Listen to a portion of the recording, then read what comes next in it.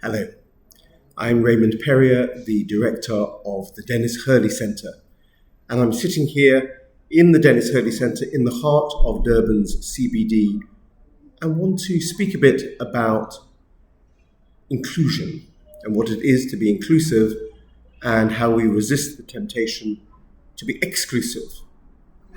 It's strange how the word exclusive has become an aspiration in South Africa. Everyone wants to shop at exclusive shops, live in exclusive gated communities, drive exclusive cars, and even in a bar or a nightclub, people want to be in the exclusive area behind the red rope. It's very weird that we get excited to receive something simply on the principle that it's something that other people don't have. There are two gyms here in central Durban, both run by exactly the same company, offering more or less the same services, and yet one of them is exclusive, and all it has that's different from the other one is that it doesn't include some of the people who go to the other gym. It's a very strange attitude. We've just celebrated Freedom Day in South Africa, and it reminds us that our constitution and the elections that we're about to embark upon were all based on the very different aspiration, an aspiration of being inclusive, the aspiration that everyone should count, everyone should contribute to South Africa society. It feels that our politics have moved away from that goal of inclusivity, and instead we're moving further and further towards a politics of exclusion, where people get excluded on the basis of race.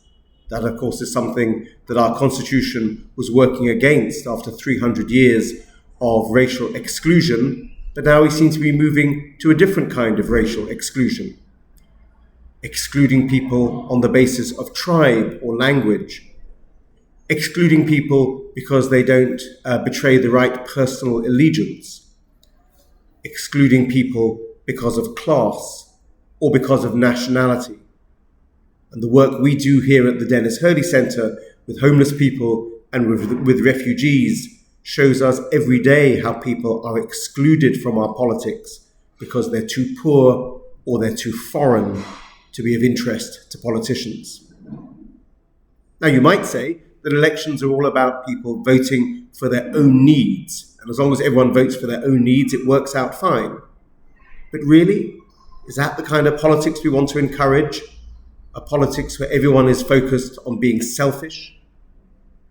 I found this wonderful quote from Dr. Martin Luther King Jr., the great American Baptist pastor who campaigned against the politics of exclusion in America. He said this: "I have the audacity to believe that peoples everywhere can have 3 meals a day for their bodies, education and culture for their minds, and dignity, equality, and freedom for their spirits. I believe that what self-centered men have torn down, men other-centered can build up." And I didn't change his quote to make the language inclusive of gender, because it is often the men who are self-centered who have torn things down. And we need to encourage men to be other-centered so they can build things up, because excluding people on the basis of gender is still very true in our society. The Constitution makes it very clear that South Africa belongs to all who live within its borders, and that we are united in our diversity. And it makes a commitment in the preamble to improve the quality of life of all citizens and free the potential of each person. And that's why when we vote, we should be focused not on our own needs, but on what's referred to as the common good. How do we vote in a way which is good for everyone? And we could even go further and quote Mahatma Gandhi's famous line that when we make any kind of decision, our thought should be, how is this going to help the poorest? How is this going to help the most marginalized? And that's one of the thoughts we should have when we're casting our vote. I think that's true of all of us who have a vote. I think it's especially true for Christians. it is an even stronger obligation on us Christians because we claim to model ourselves on Christ.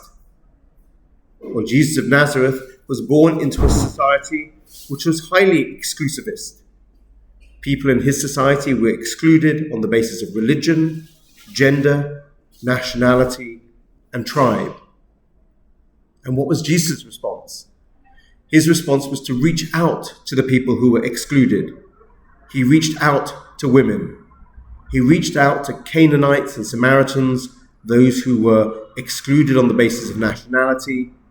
He reached out to people who were disabled, or the woman with the bleeding hemorrhage, people who were regarded as unclean in his society.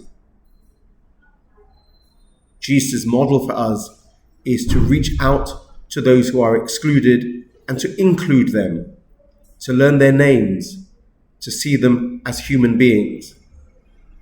I was very struck by one of our homeless colleagues who was part of a program we had a few years ago of homeless guys selling newspapers at the very same robots where they had been begging. And he said, there's a big difference since I started selling newspapers. The same cars go past me every day on their way to work or on their way to school.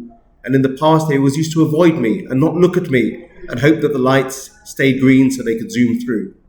And now they wait for the lights to turn red and they wind down the window and they greet me and they treat me as a human being because now I am respectable. I'm a newspaper seller, not a beggar. How interesting, the same person encountered by the same well-meaning Christians probably driving to work, and yet now they treat him with the dignity that God has given him and God has given each one of us. So the standard that we as Christians can be setting for society is a standard in which we include everyone and go out of our way to include people who are most neglected. I'm sitting here in the cafe at the Denis Hurley Centre, and you might notice from the images behind me, images of sign language, because this was a cafe that was run by deaf young adults, giving people with disabilities an opportunity to be included in our society.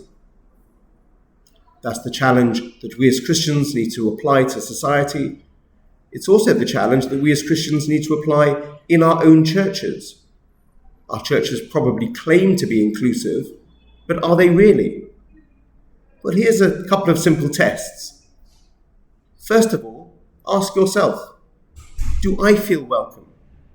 Given my gender, or given my class, or given my nationality, or given my disability, or given my sexual orientation, or given my age, do I feel welcome in my church? And if I do feel welcome, what if I were different? What if I was old instead of young? What if I was black instead of white, or white instead of black? What if I was a woman instead of a man? What if I was gay or lesbian instead of straight? Would I feel just as welcome? If you listen to the witnesses in one of the other videos, you'll hear from various people who have felt included and excluded in different parts of society. Our God is a God of radical inclusion.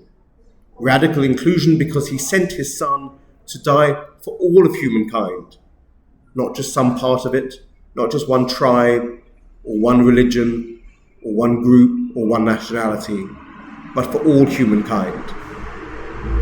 And that's why we heard in our reading earlier from Ephesians the reminder that there is one Lord, one faith, one baptism, one hope to which we are all called, one God and Father of all, who is over all and through all and in all. That's the foundation of the Our Father that we say probably every day, in which we recognize that we have one Father, which makes us all children of God. And so the challenge to each of us is to vote as if every single person in this country is equally a child of God, and vote in a way which reflects that commitment.